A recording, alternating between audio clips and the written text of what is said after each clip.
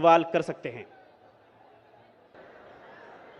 अल्हम्दुलिल्लाह वस्सलातु वस्सलाम अला रसूलिल्लाह व अला आलिहि वसहबिहि अजमईन अम्मा बाद अऊज़ु बिल्लाहि मिनश शैतानिर रजीम बिस्मिल्लाहिर रहमानिर रहीम कुल या अहलल किताब तालौ इला कलिमतिन सवाइम बैनकुम अल्ला नअबुदा इल्लल्लाह वला नुश्रिका बिही शयअन वला यत्तखिज़ बअदुना बअदन अरबाबन मिन दुनिल्लाह फ़इन तवल्लौ फ़कुलु अशहदु बिअन्ना मुस्लिमून रब्बि इश्रह ली सदरी वयस्सिर ली अमरी वहलुल उक़दतम मिन लिसानी यफ़क़हू क़ौली।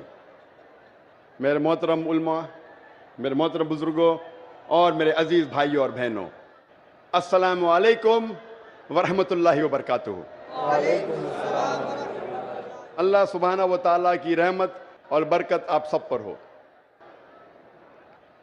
मैं लोगों से दरख्वास्त करूंगा कि अगर आप खामोशी से इस सेशन को सुनेंगे तो आपको भी इसमें फ़ायदा होगा और मुझे भी जवाब देने में आसानी होगी।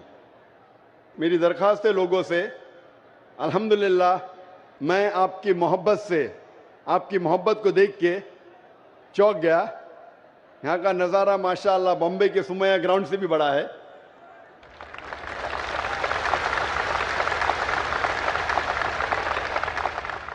लोग दुनिया भर में कहते थे कि सबसे बड़ा मजमा बॉम्बे सुमैया ग्राउंड में, लगता है किशनगंज ने माशाअल्लाह बॉम्बे वाले को हरा दिया।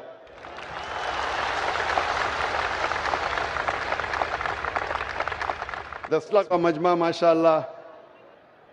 जैसे आप जानते हैं कि अक्सर मैं तकरीर और सवाल जवाब अंग्रेज़ी में करता हूँ, चंद मौके पे कोशिश करता हूँ उर्दू या हिंदी में बात करूँ, क्योंकि मेरी तालीम अंग्रेज़ी में हुई है तो जाहिर है कि इस उर्दू या हिंदी सेशन में मैं गलतियाँ करूँगा।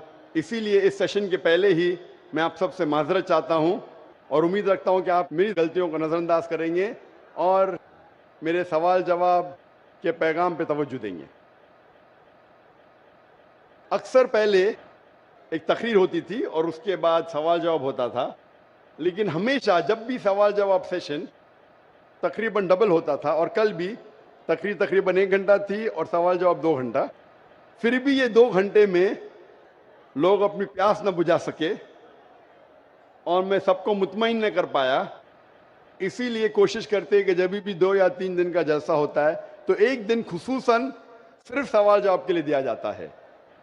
उसी चीज़ को आगे बढ़ाते हुए आज का सेशन सिर्फ सवाल जवाब का सेशन होगा, जिसका नाम है डॉक्टर जाकिर से पूछिए। और इंशाअल्लाह अल्लाह सुब्हाना व तआला की मदद से मैं कोशिश करूँगा कि आपके जहन में जो सवाल है, जो शुबा है, उसका जवाब दूं, उस शक को दूर करूं।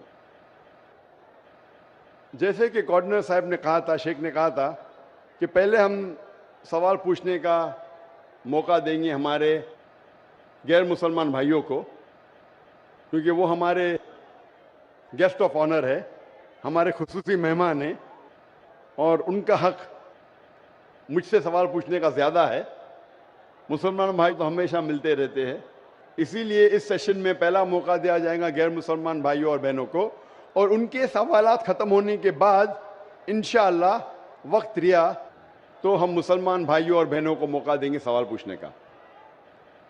मेरी दरख्वास्त है गैर मुसलमान भाइयों और बहनों से, मुझे लगता है मुसलमान भाई काफ़ी आवाज़ कर रहे हैं। आप अगर इस सेशन का लुत्फ़ उठाना चाहते हैं तो मेरी दरख्वास्त है आपसे कि आप खामोशी, शांति और अमन के साथ अगर प्रोग्राम सुनेंगे और देखेंगे तो आपको और फ़ायदा होगा और मुझे भी आपके सवालात का जवाब देने में आसानी होगी।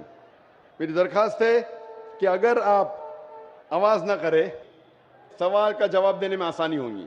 मेरी दरख्वास्त है गैर मुसलमान भाइयों और बहनों से कि जो भी आपका सवाल है इस्लाम के मुतालिक, जो आपके जहन में था, आज आया या कल आ चुका है या उसके पहले, जो भी शक है इस्लाम के बारे में, कुरान के बारे में, बिना झिझक आप पूछ सकते हैं। आम तौर पे मजहबी मजमे में मजहबी तकरीर के बाद ऐसे सवाल जवाब के खुले सेशन नहीं होते। आप कोई भी सवाल, चाहे वो इस्लाम के मुतालिक हो, चाहे हिंदुइज़्म के मुतालिक हो, चाहे ईसाईयत के मुतालिक हो, चाहे यहूदी के मुतालिक हो या बुद्धिज़्म के मुतालिक हो, आप कोई भी सवाल इस्लाम और कंपैरेटिव रिलीजन के बारे में पूछ सकते हैं और मैं कोशिश करूँगा कि आपके इन सवालात का जवाब दूँ इंशाअल्लाह। मेरी दरख्वास्त है कि अब गैर मुसलमान भाई अगर माइक के पीछे अगर कतार लगा सके तो फिर हम इंशाअल्लाह एक के बाद एक इनके सवाल का जवाब देंगे। इसी के साथ इंशाअल्लाह हम पहला सवाल शुरू करते हैं। Sir, good evening. Myself, Amitava Bhattacharya. I am basically from Malda, that is in West Bengal, and I am working in a pharma industry.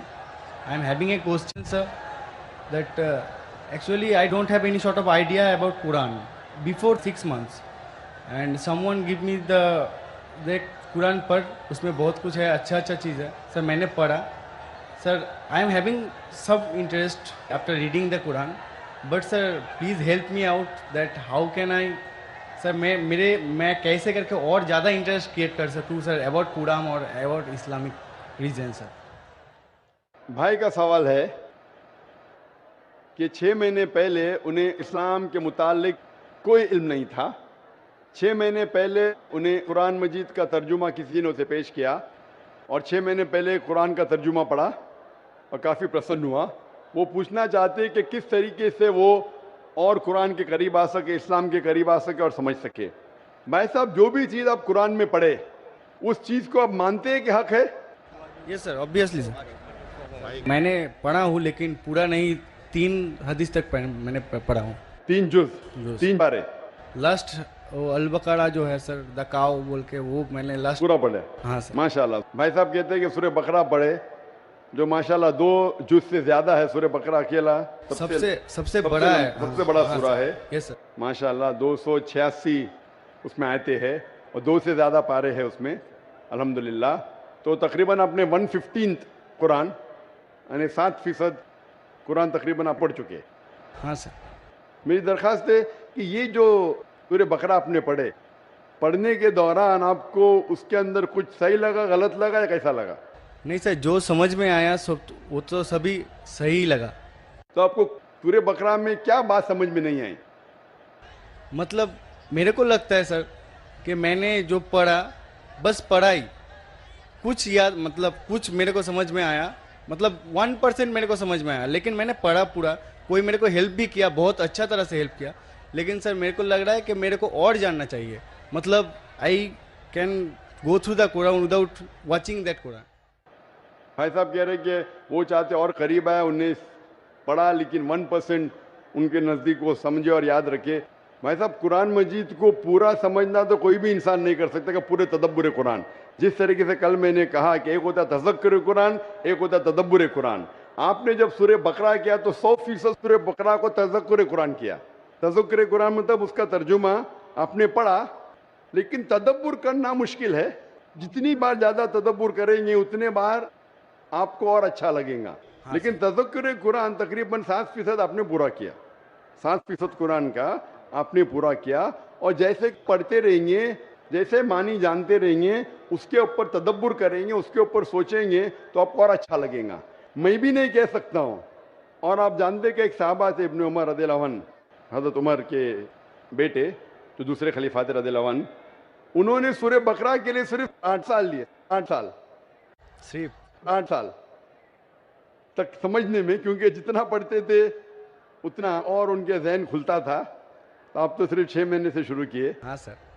8 साल लिए तो ये कहना, लेकिन कुरान मजीद का 0.1% भी आपके जहन में क्या काफ़ी है। 100% जाना ज़रूरी नहीं है। 0.1% भी सूरह बकरा का जहन में गया, अल्हम्दुलिल्लाह ज़िंदगी बदल जाएंगी आपकी। मेरी दरख्वास्त है कि पढ़ने के बाद जो अहम मैसेज है जो कुरान का, आप मानते हैं कि खुदा एक है? Yes sir. आप मानते खुदा एक है? आप मानते कि खुदा का कोई अक्स नहीं है? नहीं सर। आप मानते खुदा का अक्स नहीं? आप मानते कि बुत परस्ती गलत है? हाँ सर। आप मानते बुत परस्ती सही है क्या गलत है? बुत परस्ती गलत है सर। गलत है। मूर्ति पूजा गलत है या सही है? मूर्ति पूजा गलत है या सही है? Actually, sir, the creator is only one. So why? Actually, I am having a question, sir. That in Hinduism there is 33 crores of, matlab, idols. They are going to worship them. But I just asked many of the Hindu brothers that can you name 33 of the god to whom you are worshipping? So they just can't tell the name also. भाई साहब ने कहा कि Hinduism में 33 crore God है, लेकिन 33 नाम भी नहीं बोल सकते। नाम तो 33 से ज़्यादा है। 33 से ज़्यादा नाम तो मैं आपको बोल सकता हूँ हिंदुइज्म के गॉड के बारे में, जो लोग कहते हैं। लेकिन जिस तरीके से कुरान में लिखा है, सूरह इसरा में, सूरह नंबर 17 आयत नंबर 110 में, कुल्लिदुल्लाह अबिदुर रहमान अय्यमा तदु फलाल अस्माउल हुस्ना, आप अल्लाह को रहमान से बुलाओ या अल्लाह से बुलाओ, अल्लाह सुब्हानहू व तआला के सबसे बेहतरीन नाम है। लेकिन नाम सही होना चाहिए। It should not Kanjar up a mental picture. गलत सोच आपके दिमाग में पैदा नहीं होना चाहिए। और जो नाम भगवान अल्लाह ने खुद अपने आप को दिए वो नाम से पुकारना चाहिए। तो अल्लाह को दूसरे नाम से पुकारने में कोई हर्ज नहीं है, लेकिन सही नाम होना चाहिए। ऐसा नाम नहीं जिससे अल्लाह की बेहुरमती हो। Yes sir. It should be a correct name. तो उस तरीके से कुरान मजीद में मिनिमम 99 सिफात है अल्लाह सुब्हानहू व तआला के। तो उसी तरीके से वेद जब आप पढ़ेंगे, वेद के अंदर भी सिफात है, इसमें मुझे कोई एतराज नहीं। लेकिन ये बोलना कि ये भगवान है वो गलत है। जैसा मैंने कल, आपने तकरीर सुनी मेरी, कल सवाल जवाब में थे आप? नहीं सर।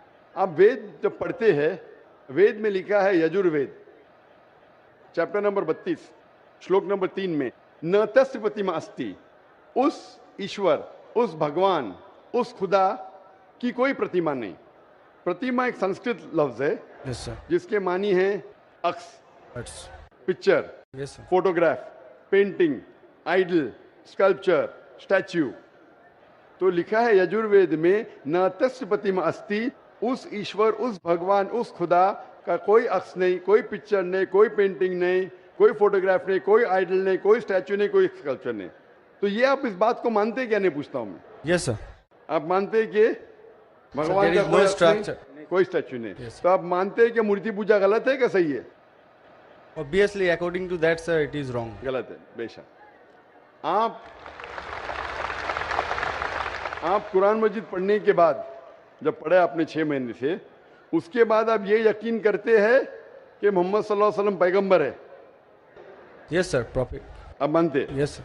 आप मानते मोहम्मद सल्लल्लाहु अलैहि वसल्लम खुदा के पैगंबर है? Yes sir. तो आप मानते खुदा है कि? आप मानते मूर्ति पूजा गलत है, और आप मानते मोहम्मद सल्लल्लाहु अलैहि वसल्लम आखिरी पैगंबर है? Yes sir. आप मानते? तो ये जो शर्त है, ये 2 शर्त के मानना, अल्लाह एक है, अल्लाह के अलावा कोई माबूद नहीं, और ये मानना कि मोहम्मद सल्लल्लाहु अलैहि वसल्लम उसके आखिरी पैगंबर है, ये बुनियादी बात है इस्लाम में। इस्लाम में दाखिल होने के लिए बुनियादी बात है। अगर आप इसको मान ले तो आप इस्लाम में दाखिल हो सकते। बाद में नमाज, ज़कात, फिर जो चैरिटी देना, रोज़ा, वो सब बाद में। लेकिन अगर ये 2 चीज़ को आप मानते तो आप इस्लाम में दाखिल हो सकते। जैसे स्कूल में आप दाखिला लेते, हाँ सर, बेसिक। हाँ, बेसिक पढ़ते, बाद में फिर आप 1st, 2nd, 3rd, 4th आगे बढ़ते। तो इस्लाम में दाखिल होने के लिए ये शर्त है कि आप मानो कि खुदा एक है और उस खुदा के अलावा कोई माबूद नहीं है, और आप ये मानो कि मोहम्मद सल्लल्लाहु अलैहि वसल्लम आखिरी पैगंबर है। तो ये अगर आप 2 चीज़ मानते हैं तो आप इस्लाम में दाखिल हो सकते। Yes sir. तो आप चाहते हैं इस्लाम में दाखिल होना? यस सर, ऑलरेडी हो चुका हूँ सर। हो चुके, माशाअल्लाह।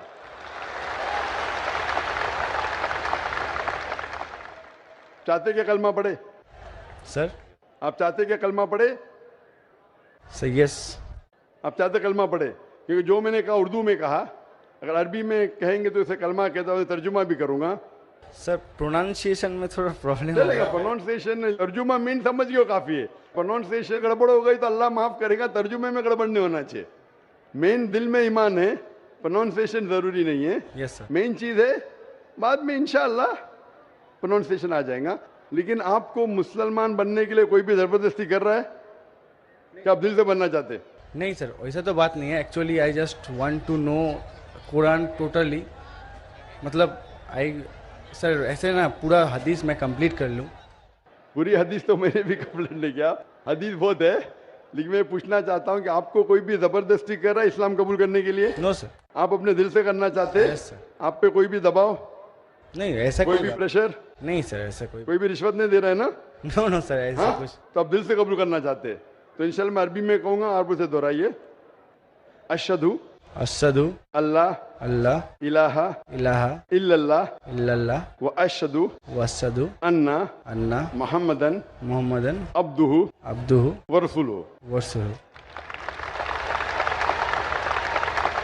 मैं शहादत देता हूँ मैं शहादत देता हूँ कि अल्लाह अल्लाह के अलावा कोई माबूद नहीं और मोहम्मद सल्लल्लाहु अलैहि वसल्लम वसल्लम उसके पैगंबर और बंदे हैं।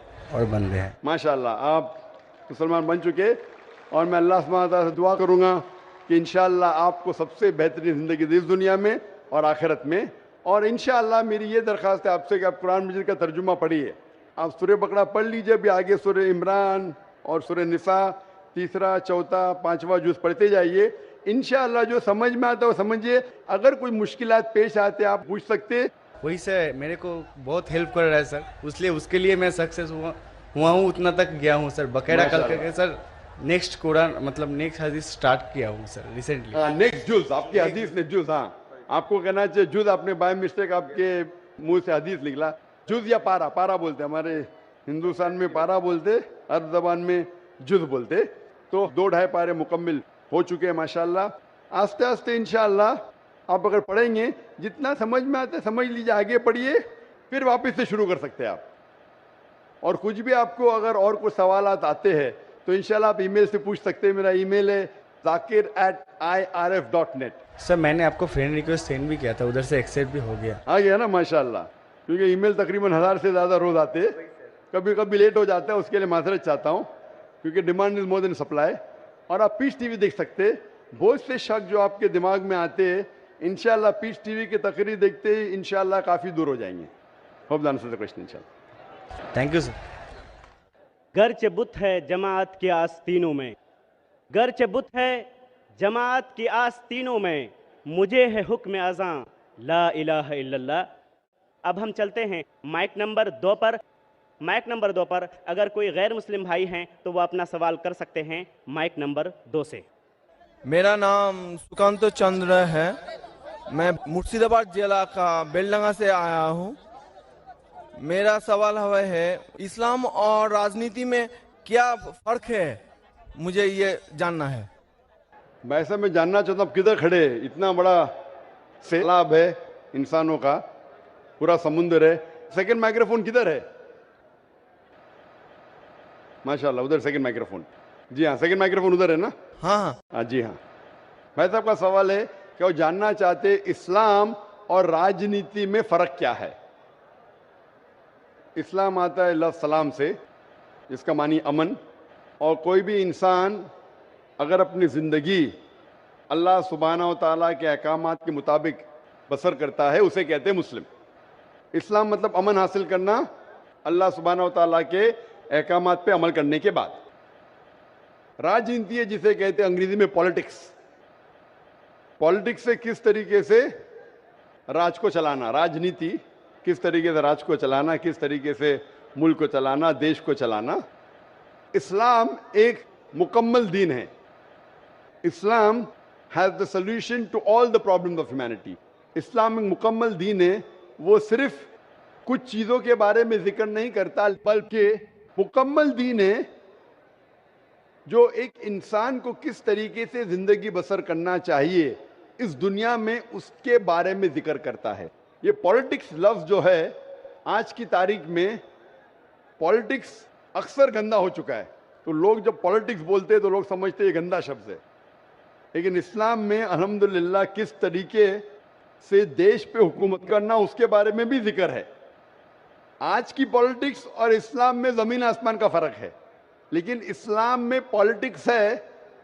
इस्लाम मानता है खिलाफत में एक खलीफा होता है, और वो खलीफा जो सारी खिलाफत में ऊंचा दर्जा लगता है, वो डिसीजन लेता है बेस्ड ऑन कुरान एंड सही हदीस। तो कुरान जिस तरीके से हर मुल्क का एक कॉन्स्टिट्यूशन होता है, आखिरी कॉन्स्टिट्यूशन दुनिया का ये Quran. Quran is the world constitution. सारी दुनिया का कॉन्स्टिट्यूशन कुरान है। किस तरीके से जिंदगी को बसर करना चाहिए, क्या चीज फर्ज है, क्या चीज हराम है, क्या चीज मुबाह है, इसमें सारी डिटेल है।